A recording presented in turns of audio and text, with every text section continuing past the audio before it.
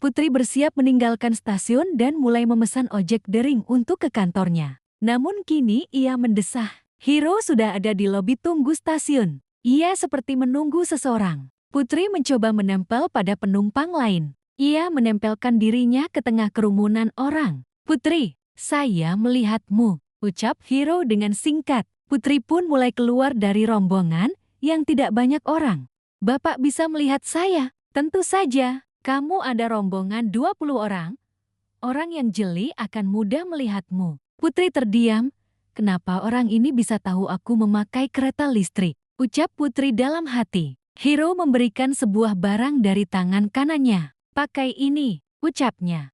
"Apa ini?" "Kamu bisa melihatnya dengan baik. Itu helm," ucap Hiro lagi. Helm yang diberikan Hiro berukuran kecil dan berwarna biru. Helm itu berukuran cukup kecil. Benar sekali tebakan Putri bahwa lelaki ini menjemputnya. Ia mengambilnya dan kemudian melihat penampilan helm itu. Helm itu masih memiliki bonus 2 buah striker. Di samping itu tabel harga masih ada. Rupiah 300.000. Putri menengok ke Hiro yang berlalu meninggalkannya. "Pak, kenapa helm ini begitu mahal?" "Karena aku tidak memiliki helm cadangan. Tadi sore aku membelinya, terlebih Re meneleponku kemarin," ucap Hiro. "Tapi ini terlalu mahal." Hiro menghentikan langkahnya, ia berbalik. "Kamu pikir aku akan membeli helm yang lebih murah dan tidak terjamin? Kamu adalah asisten jaksa. Jadi bersikaplah tidak menilai kamu akan membebani orang lain." Hiro pun berbalik, "Tepat sekali Roy. Dia memang sulit diberitahu."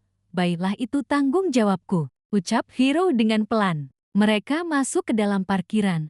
Kemudian Hiro mendekati motor matic ukuran besar. Ia memasang tas ranselnya dan duduk di depan. Kemudian ia menyalakan mesin motor dan mendorong motornya sedikit ke belakang. "Bapak punya motor?" "Iya, tapi motor ini baru datang tadi malam." Ayo kemana?" "Bapak jangan tidak sopan ya. Aku dan kamu akan berangkat bersama ke kantor. Kali ini menurutlah."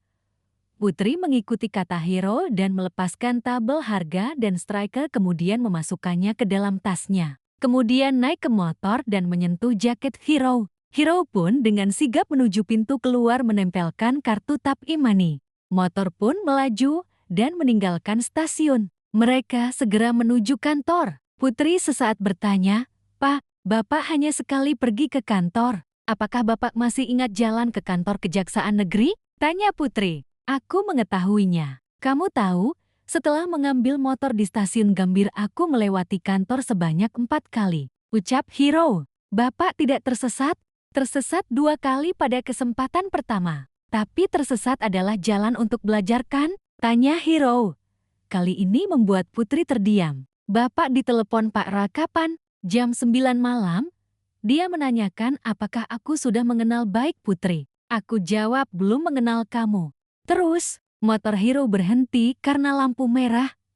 Aku baru tahu kamu berbelanja 12 km dari kantor 24 km dari kosmu. Kenapa tidak menelepon rekan kerja yang lain? Tanya Hiro. Saya beli banyak juga Pak. Juga itu?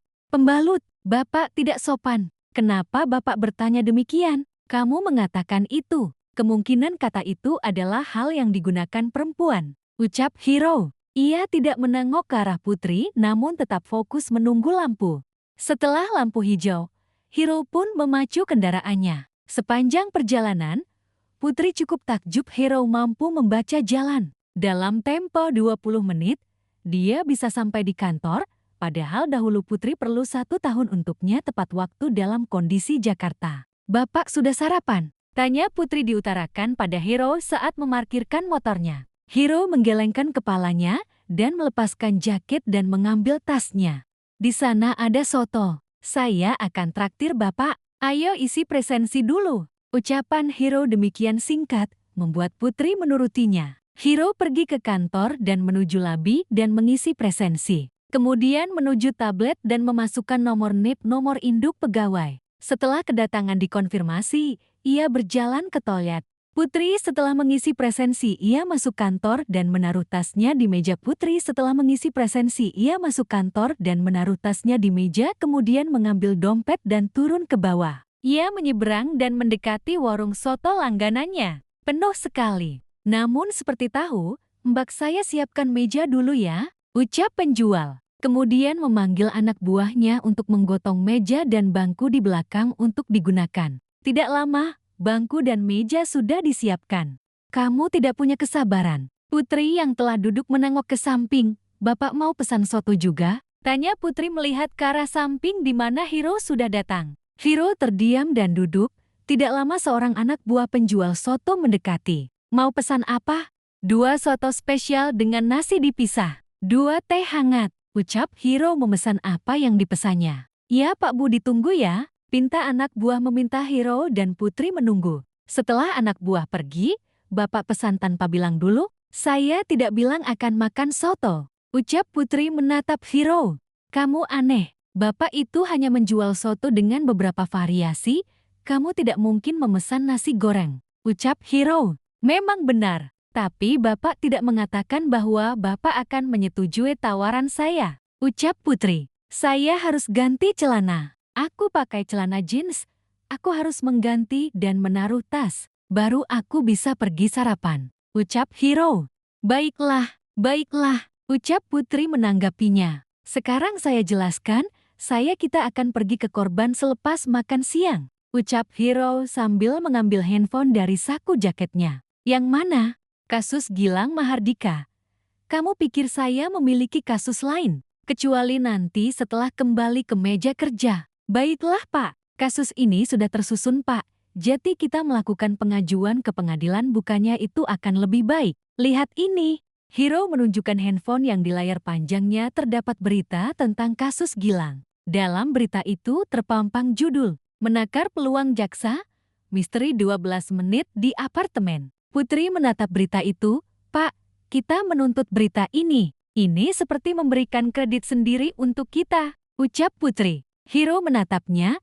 Biarkan. Saya memberitahu kamu untuk menerimanya saja. Lagian judul harus bisa memancing orang membacanya. Ucap Hiro. 2 menit kemudian makanan. Mereka datang. Putri tiba-tiba menjadi senang dengan kedatangan makanan. Ia sebetulnya menyukai soto spesial dengan tambahan koya dan tercampur pada kuah yang hangat dan bau bawang goreng. Amemem, dagingnya empuk. Soto ini harum, layak untuk masuk media massa. Ucap Hiro. Bolehkah saya bertanya Pak? Ucap Putri setelah mengunyah makanan. Ia teringat pada hobi Hiro yang suka menulis makanan di sejumlah media. Apa? Kenapa Bapak suka menulis makanan? Bukankah jika Bapak menulis opini hukum jauh lebih memadai dalam pendapatan? Ucap Putri bertanya dengan kebiasaan Hiro. Aku menulis tentang hukum kok. Namun kamu pikirkan apa tulisan yang bisa diterima banyak orang? Oh, aku hanya lebih cepat menulis itu. Pendapatan selalu ada. Orang lebih membutuhkan itu sekarang. Ucap Hiro menyendok soto kemudian memasukkan ke dalam mulutnya. Obrolan itu menjadi singkat ketika mereka berdua fokus untuk menyelesaikan makanannya. 20 menit kemudian, mereka sudah selesai. Hiro dan Putri kembali masuk ke dalam kantor, masuk dalam lift dan keluar menuju ruangan mereka. Hiro duduk di kursinya kemudian membuka kantong tas dan mengambil kopi kalang. Putri, aku minta kamu cek jadwal kita apa ada saksi baru. Ucap Hiro meminta Putri mengecek jadwal mereka hari ini. Baiklah, Wisnu kan? Ya, periksa saja, mungkin dia sudah membuat laporan polisi. Ucap Hiro. Putri memperhatikan Hiro, lelaki itu tadi membayar makananku. Tapi sekarang tidak mengizinkan aku membalas kebaikannya. Dia malah memintaku mengecek data di kepolisian. Ucap Putri sedikit mengomel. Putri dengan cepat mencari nomor pengaduan atau nomor telepon polisi yang membuat laporan. 085.768.877 Ucap Putri sedikit mendik nomor yang ada padanya. Halo Ikda Jamal. Perkenalkan saya Putri Agnia dari Kejaksaan Negeri Jakarta Selatan. Saya mau sedikit bertanya. Saya memiliki info bahwa ada pengemudi bernama Wisnu memiliki informasi tentang kejadian dugaan pemerkosaan. Ya Bu Putri, saya belum mengetahuinya. Begini Bu, bagaimana Ibu mengetahui ada saksi baru? Tanya Jamal pada Putri. Baiklah, saya akan mengonfirmasikan pada Jaksa Hiro dulu. Ucap Putri kemudian menutup telepon. Pak, kepolisian belum menerima keterangan dari Pak Wisnu. Maka kepolisian akan meminta waktu bersama untuk memanggil Pak Wisnu. Ucap Putri menjelaskan. Hiro mendengarkan keterangan dari Putri, kemudian mengambil map dari tasnya, kemudian mengambil kertas. Fotokopi ini, saya akan menuju kantor polisi. Ucap Hiro memberikan kertas tersebut. Putri menerima kertas itu terkejut. Rupanya adalah biodata dari Wisnu. Pak, Bapak bisa di sini saja. Biar saya membuat surat tembusan dulu dan memilih waktu. Ucap Putri. Apakah itu bola? Siapa yang mengirim surat itu ke Wisnu dan kepolisian? Tanya Hiro. Kita memiliki unit humas yang bisa digunakan. Bahkan panggilan penyelidikan bisa kita lakukan, Pak. Meski menurut saya itu lebih baik wewenang polisi. Ucap Putri menanggapi. Hiro menganggukkan kepala. Aku lupa. Maafkan, sekarang atur waktunya. Sepertinya kita akan mendapatkan kisah yang lain. Kata Hiro mengakhiri pembicaraan. 4 jam berlalu. Kini Hiro dan Putri sudah ada ruangan pemeriksaan kepolisian. Mereka berdua berada di ruangan lain, di mana ruangan perekaman dan pengawasan. Mereka sedang menyaksikan pemeriksaan untuk Wisnu. Saya baru mengantarkan paket makanan. Ke siapa? Pak Riko. 2 paket cheeseburger dan minuman. Kamu yakin itu Pak Riko? Wisnu mulai kesal. Pak, saya kira pemeriksaan itu akan fokus pada kejadian yang saya tahu. Saya hanya bersaksi dengan sebenar-benarnya. Ucap Wisnu. Polisi itu hanya menatap rekannya, kemudian kembali menatap Wisnu. Saya kurang percaya. Saya bisa menunjukkan bukti pemesanan. Asal saya boleh membuka handphone. Ucap Wisnu santai. Tidak bisa? Oh gitu? Maka bukti hanya ada di saya. Sudah 1 jam, Pak. Ini hanya berbelit. Hiro menghampiri petugas yang merekam. Apakah bisa dipercepat? Biarkan dia menceritakannya, jangan ditunda. Ucap Hiro meminta. Tidak bisa.